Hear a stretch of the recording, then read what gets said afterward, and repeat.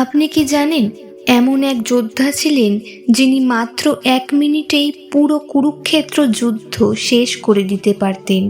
যেখানে অর্জুন, ভীষ্ম বা কর্ণের মতো বিশ্ববিখ্যাত বীরদের দীর্ঘ 18 দিন রক্তক্ষয়ী সংগ্রাম করতে হয়েছিল, সেখানে এই মহাবীর মাত্র 3টি তীরের সাহায্যে দুই পক্ষকেই নিমেষে ধুলোয় মিশিয়ে দেওয়ার ক্ষমতা রাখতেন।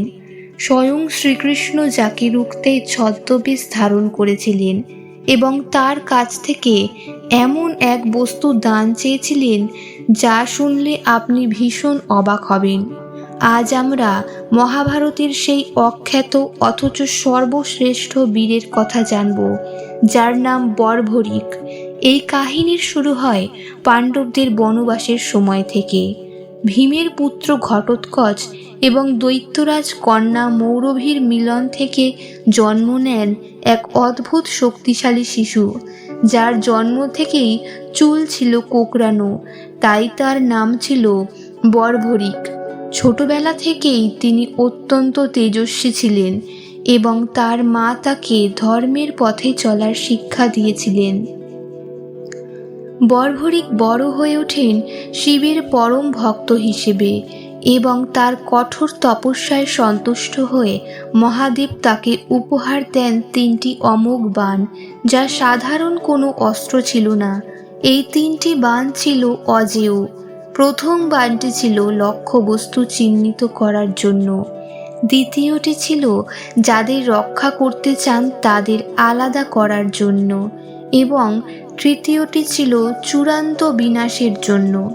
কুরুক্ষেত্র যুদ্ধের দামামা যখন বেজে উঠল, তখন বর্বরিক তার মায়ের আশীর্বাদ নিতে গেলেন। মা জানতেন তার পুত্র অজেয়, কিন্তু তিনি এক অদ্ভুত প্রতিজ্ঞা করিয়ে নিলেন পুত্রের কাছ থেকে। মা বললেন, বৎস, তুমি যদি যুদ্ধক্ষেত্রে যাও তবে কথা দাও যে তুমি কেবল তাদের পক্ষেই লড়াই করবে যারা যুদ্ধে হারতে থাকবে। মায়ের এই প্রতিজ্ঞাই ছিল বর্বরিকের জীবনের সবচেয়ে বড় পরীক্ষা। তিনি নীল ঘোড়ায় চড়ে মাত্র 3 বাণ নিয়ে রণক্ষেত্রের উদ্দেশ্যে রওনা হলেন।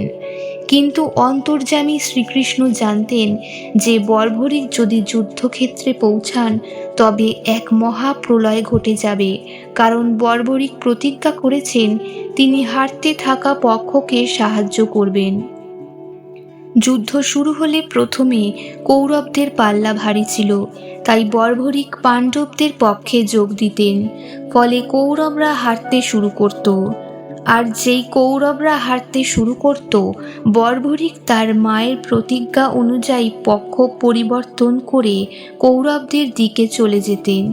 এইভাবে তিনি বারবার পক্ষ পরিবর্তন করতে থাকতেন এবং শেষে দুই পক্ষের সমস্ত যোদ্ধাকে মেরে কেবল তিনিই রণক্ষেত্রে বেঁচে থাকতেন। ধর্ম রক্ষা করতে এবং পাণ্ডবদের বিনাশ থেকে বাঁচাতে শ্রীকৃষ্ণ এক ব্রাহ্মণের বেশ ধরে বর্বরিকের পথ আটকে দাঁড়ালেন। ব্রাহ্মণবেশী কৃষ্ণ বর্বরিককে উপহাস করে বললেন যে, তুমি মাত্র 3টি তীর নিয়ে যাচ্ছ কেন? এই বিশাল যুদ্ধে কি করে লড়াই করবে? বর্বরিক গর্বের সাথে জানালেন যে তার একটি তীরই যথেষ্ট। কৃষ্ণ তখন তাকে পরীক্ষা করতে চাইলেন এবং একটি অশ্বত্থ গাছের প্রতিটি পাতাকে একটি তীর দিয়ে বিদ্ধ করতে বললেন। বর্বরিক ধ্যানে বসে তার প্রথম বাণটি নিক্ষেপ করলেন এবং তীরটি সমস্ত পাতা চিহ্নিত করতে শুরু করল। শ্রীকৃষ্ণ চুপি চুপি একটি পাতা নিজের পায়ের তলায় চেপে ধরলেন যাতে সেটি রক্ষা পায়, কিন্তু বর্বরিকের তীর সমস্ত পাতা ফুটো করে অবশেষে শ্রীকৃষ্ণের পায়ের কাছে এসে ঘুরতে লাগল। বর্বরিক তখন বিনীতভাবে বললেন যে, হে ব্রাহ্মণ, আপনার পা সরিয়ে নিন, ওই পায়ের নিচে একটি পাতা আছে। আপনি পা না সরালে এই তীর আপনার পা ফুটো করে পাতাটিকে বিদ্ধ করবে। শ্রীকৃষ্ণ বুঝলেন এই যোদ্ধাকে রুখতে না পারলে কুরুক্ষেত্রের ফলাফল পাল্টে যাবে। তিনি তখন ব্রাহ্মণের ছদ্মবেশেই বর্বরিকের কাছে দান চাইলেন। বর্বরিক দান দিতে রাজি হলে কৃষ্ণ তার মস্তক দান হিসেবে চাইলেন। বর্বরিক স্তব্ধ হয়ে গেলেন এবং বুঝতে পারলেন এই সাধারণ ব্রাহ্মণ আসলে স্বয়ং জগৎগুরু শ্রীকৃষ্ণ। তিনি নিজের রূপ দেখাতে অনুরোধ করলে কৃষ্ণ তাকে বিরাট রূপ দেখালেন। বর্বরিক মাথা নত করে নিজের মস্তক ছেদন করতে রাজি হলেন, কিন্তু শর্ত দিলেন যে তিনি পুরো যুদ্ধটি নিজের চোখে দেখতে চান। শ্রীকৃষ্ণ সেই মস্তকটিকে অমৃত দিয়ে সজীব করলেন এবং কুরুক্ষেত্রের সবচেয়ে উঁচু পাহাড়ে রেখে দিলেন। 18 দিনের যুদ্ধ শেষ হওয়ার পর পাণ্ডবরা যখন নিজেদের বীরত্ব নিয়ে অহংকার করছিলেন, তখন কৃষ্ণ তাদের বর্বরিকের কাছে নিয়ে গেলেন। বর্বরিকের ছিন্ন মস্তক হেসে উঠে পাণ্ডবদের জানালেন যে পুরো যুদ্ধে তিনি কোনো অর্জুন বা ভীমকে দেখেননি। তিনি দেখেছেন কেবল শ্রীকৃষ্ণের সুদর্শন চক্রকে, যা অধর্মীদের বিনাশ করছে। পাণ্ডবরা বুঝলেন যে এই মহাযুদ্ধে তারা কেবল নিমিত্ত ছিলেন, আসল জয় এনেছেন স্বয়ং শ্রীকৃষ্ণ। শ্রীকৃষ্ণ বর্বরিকের এই ত্যাগে সন্তুষ্ট হয়ে তাকে বর দিলেন যে কলিযুগে তিনি কৃষ্ণের নিজের নামে অর্থাৎ শ্যাম নামে পূজিত হবেন এবং যারা জীবনের যুদ্ধে হারতে থাকবে তিনি তাদের রক্ষা করবেন।